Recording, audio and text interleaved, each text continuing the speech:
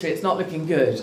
But Lauren was hauled off a bus at the border and deported at the same ferry port where I have watched truckloads on truckloads of illegal immigrants waved across knowingly without question. A jihadi who put a bomb on our subway came to the UK via Calais. He told officers he had trained with ISIS for 3 months learning how to kill unbelievers. We gave him a home, a foster family, and an income, and in return he made a nail bomb and chose to put it on an underground carriage full of school children.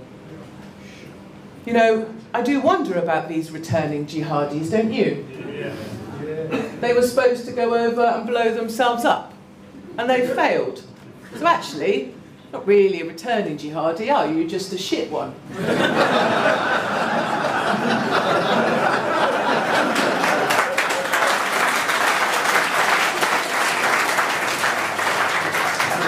You're just not that good at your job, and if you're a failure, I mean, how do you even live with yourself except shit? You have to, because you can't blow yourself up.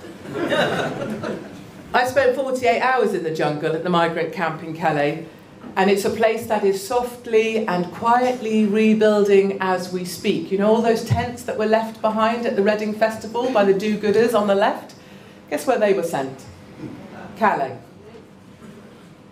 And you will have all seen the pictures of the migrants there masquerading as children and asylum seekers fighting their way through the tear gas and the steel fencing to break into the trucks crossing over from France to Dover to sneak into the UK.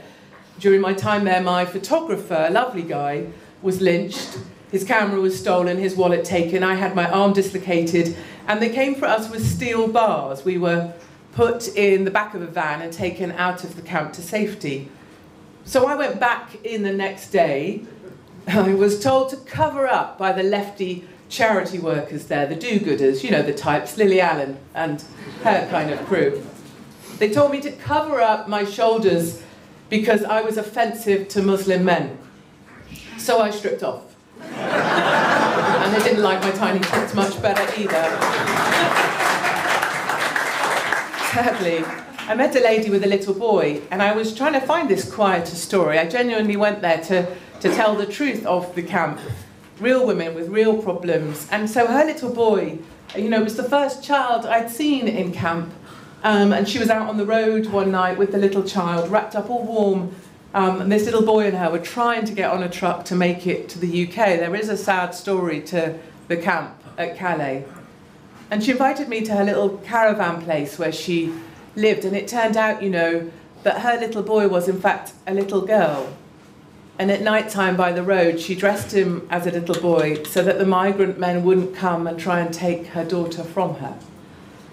And I learned a big lesson in that camp as well. I was really naive. Many of us might share this.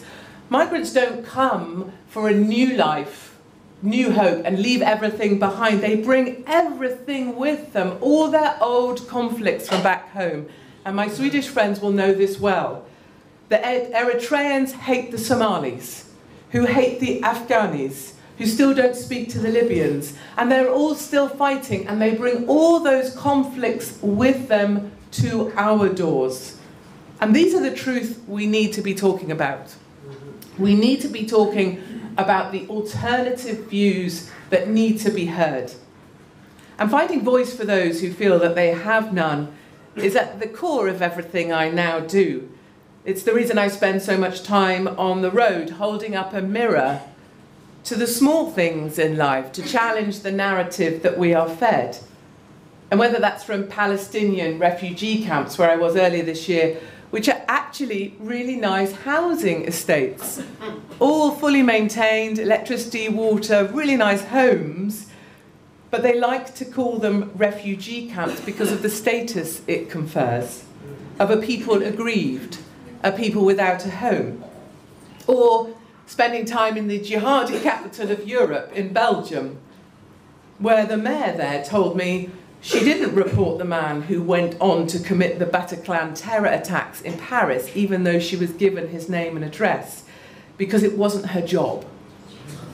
And where the Friday food markets, many of you may have seen this stuff, just look like Morocco or Marrakesh. I was the only white woman there with her hair uncovered. Or sleeping on the farms in South Africa, where whites are being systematically genocided from the land, but because they're white, no one cares. Some of you will have seen, I recently spent time in Bradford, out of choice. A city with one of the highest Muslim populations in the country, to better understand what's going on there. Drugs are dealt openly in the street and the proceeds laundered through car dealerships and car washes, which are everywhere. Young white girls are seen as easy meat. A hotel owner, a local guy, really good guy, he provides council places for emergency accommodation needs. And he tells me that when he cleans out his hotel rooms, he does it with a big bin, a shovel, and then a bonfire. Finding 200 needles on the floor and blood spurted up the wall is pretty standard process for him. And in the city centre, a 14-year-old girl tells me all her friends take heroin. It's normal. And another gentleman, an Asian man, advises if you give a white girl heroin, she'll do anything you want. No Go Bradford is not exactly that. I went. But it does speak to a place where whites are not welcome. And certainly not a place people go after dark. And where the police deliberately turn a blind eye.